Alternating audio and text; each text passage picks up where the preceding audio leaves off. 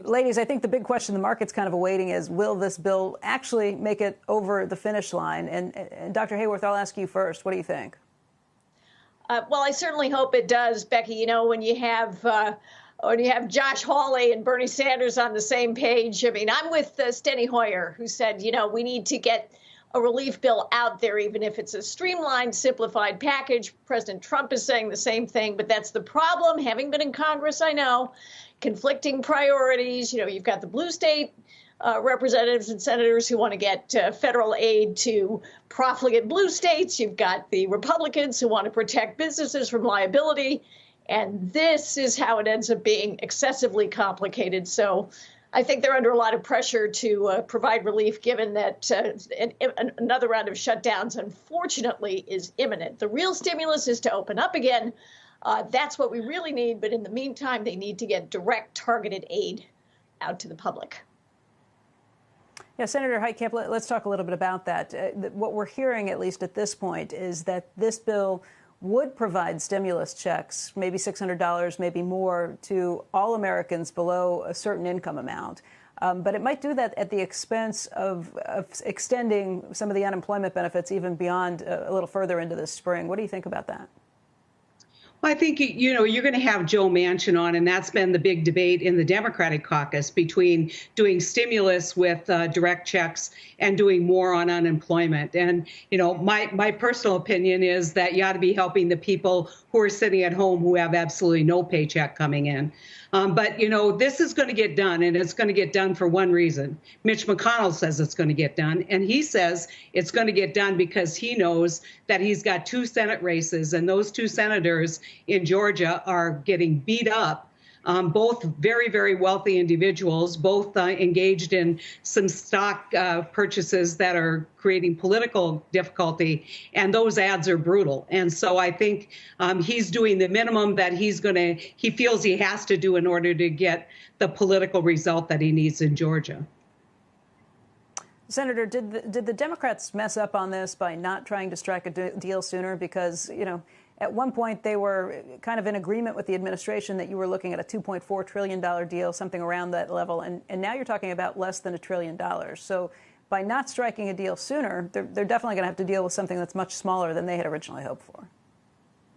Yeah, I think that they couldn't strike a deal earlier because the Senate Republicans were opposed to any kind of deal earlier. You know, now everybody's going to get debt and deficit religion again, and that's going to be kind of the mantra. We can't afford it. We can't afford it. I think the real risk, Becky, is what's going to happen next year? Are we going to see any coalescing when there isn't a Georgia governor or a Georgia Senate race? Are we going to see interest in doing a bigger stimulus package?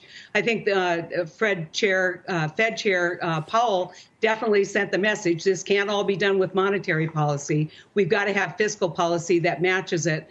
We'll see how the tea leaves the line, depending upon what happens January 5th. In the Georgia Senate races. Yeah, Dr. Hayworth, that's a very big question that's out there. Joe Biden has said that he views this as a down payment. What do you think happens next? Well, I agree completely with Senator Heitkamp. There's enormous political pressure on both sides. And, you know, it's going to reflect very directly on the amount of success that a President Biden will have once in office.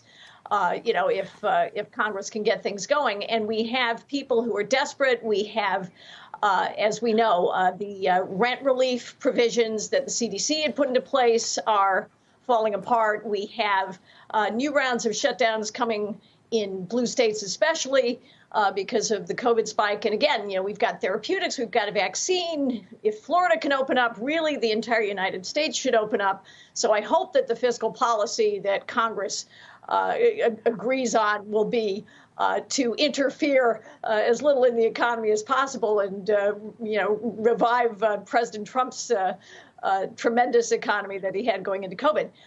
But agreed with Senator Heitkamp, you know, at this point, I think both sides and certainly Speaker Pelosi has been leading the charge on dilatory tactics. But I think there's pressure from her caucus, I'm sure, and, of course, on Mitch McConnell from the Republican side to get something done now. Yeah. Poor form if you don't get something done at this point, I think. Let me ask you both. The big sticking point that we've known about for months has been that the Republicans want to see this liability protection for businesses and that the Democrats want to see state and local aid. It looks like this deal, if it gets done, will have neither of those issues in it. Senator Heitkamp, what happens to the state and local economies if there is no additional aid passed? And how likely in the new Congress would there be for a deal to be cut on both sides, where both of those would be included? Is that likely, or is that just too far of a push for both sides? You know, it's interesting, Becky. I've been saying this, that the Republicans ignore the stimulative effect of state and local employment and what's happening there. I think we're going to know more at the end of the year what the direct effects have been on state and local governments. But I think it's going to be devastating. And I think there's going to be a big push, not just from blue states, but also from red states to provide that kind of relief. But I would caution people on the liability. Take a look at a story today on Tyson in the plant in Iowa. It's in a story in the Wall Street Journal talking about how the higher-ups were betting on who was going to get COVID. It's those kinds of stories of kind of cavalier attitudes of employers that are going to fuel the flames of saying no protection for people like that. So there's going to be that balance. I think the bigger story here, Becky, is the emergence of the. On that point, I read the story on Tyson. And I did see Tyson's response, which we should probably bring up, too. The company has taken action against those employees that were doing that. Obviously, that's a horrific situation. The company says it's taking action on this. And I think that's something we should point out, too. No, I agree. But my point is that what you're seeing right now is the emergence of the moderates. Right? You've got the promise, the common sense people over in the House. You've got the moderates in the Senate, and they're kind of edging out maybe some of the positions. Shepard Smith here. Thanks for watching CNBC on YouTube.